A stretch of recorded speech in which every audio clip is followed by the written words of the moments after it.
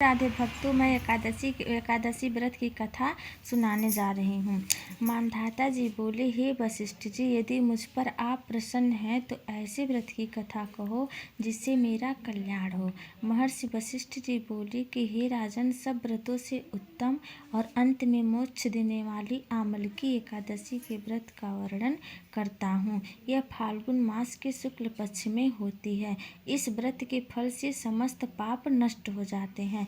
इस व्रत का पुण्य 1000 गौदान के फल के बराबर है। आपसे एक पौराणिक कथा मैं कहता हूँ, उसे ध्यानपूर्वक सुनो। एक नगर जो वैदिक नामक है, उस नगर में ब्राह्मण, क्षत्रिय, वैश्य, शूद्र चारों वर्ण आनंद पूर्वक रहते थे। उस नगर में सदैव वेद ध्वनि गूंजा करती थी। वहाँ पापी, दुराचारी, नास्तिक आदि कोई न था। चैत्ररथ नामक चंद्रवंशी राजा उस नगर में राज्य करता था। वह महान विद्वान तथा धार्मिक था। उस राज्य में दरिद्र तथा कंजूस कोई भी नहीं था। उस नगर के सब निवासी विष्णु भक्त थे। वहाँ के प्रत्येक निवासी वृद्ध से बालक तक एकादशी का व्रत करते थे। एक समय फाल्गुन मास के शुक्ल पक्ष की आमलकी नामक एकादशी आई। उस दिन राजा से प्रजा तक, वृद्ध से बालक तक सबने हर्ष सहित उस एकादशी का व्रत किया।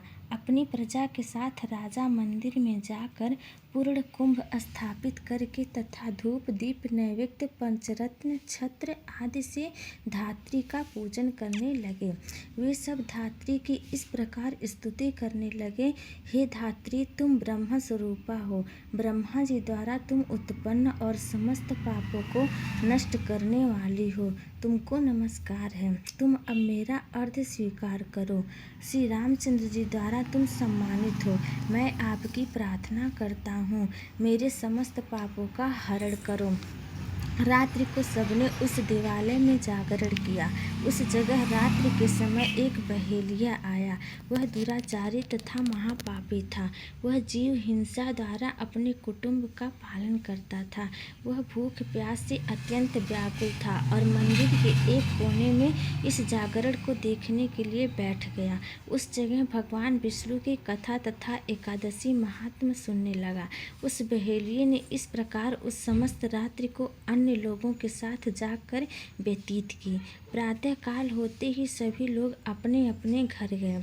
वह बहेलिया भी इसी प्रकार अपने घर चला गया और भोजन किया। कुछ समय बीतने के पश्चात उस बहेलिये की मृत्यु हुई और उसने उस आमलकी एकादशी व्रत तथा जागरण के प्रभाव से राजा विदुरथ के घर जन्म लिया। उसका नाम वसुरथ रखा गया।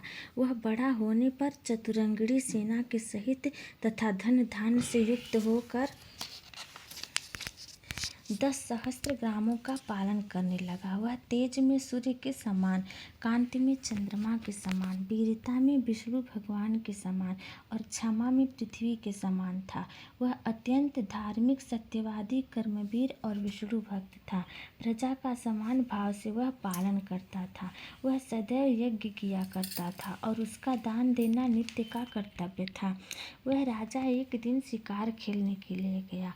वह दैव योग से रास्ता भूल गया और एक वृक्ष के नीचे सो गया। वहाँ उसी समय पहाड़ी म्लेच्छ आए और राजा को अकेला देखकर उस पर मारो मारो का शब्द करके टूट पड़े। वह म्लेच्छ कहने लगे कि इस दुष्ट राजा ने हमारे माता पिता, पुत्र पौत्र आदि संबंधियों को मारा है तथा देश से निकाल दिया है, अतः अब इसे अवश्य मारना चाहिए। ऐसा कहकर वह म्लेच्छ राजा को मारने दौड़े और उस पर अस्त्र शस्त्र का प्रहार करने लगे। राजा के शरीर पर गिरते ही उनके अस्त्र शस्त्र नष्ट हो जाते और पुष्पों के समान प्रतीत होते थे। उन म्लेच्छों के अस्त्र शस्त्र उन पर ही उल्टा प्रहार करने लगे, जिससे वे मूर्छित हो गए। उस समय राजा के शरीर से एक दिव्य स्त्री प्रकट हुई। वह स्त्री अत्यंत सुंदर थी तथा सुंदर वस्त्रों एवं आभूषणों से अलंकृत थी। उसकी भ्रुकुटी टेढ़ी थी। उसकी आंखों से लाल लाल अग्नि निकल रही थी। उस समय वह दूसरे काल के समान प्रतीत होती थी। वह म्लेच्छों को मारने दौड़ी और काल के गाल में समस्त म्लेच्छों को पहुंचा दिया। जब राजा जगा तब उन म्लेच्छों को मरा हुआ देखकर सोचने लगा कि उन शत्रुओं को किसने मारा, इस वन में मेरा कौन हितैषी रहता है। वह राजा जब ऐसा विचार कर रहा था, तभी आकाशवाणी हुई कि हे राजन, भगवान विष्णु के अतिरिक्त इस संसार में तेरी कौन रक्षा कर सकता है। आकाशवाणी को सुनकर राजा अपने नगर को वापिस आ गया और सुखपूर्वक राज्य करने लगा।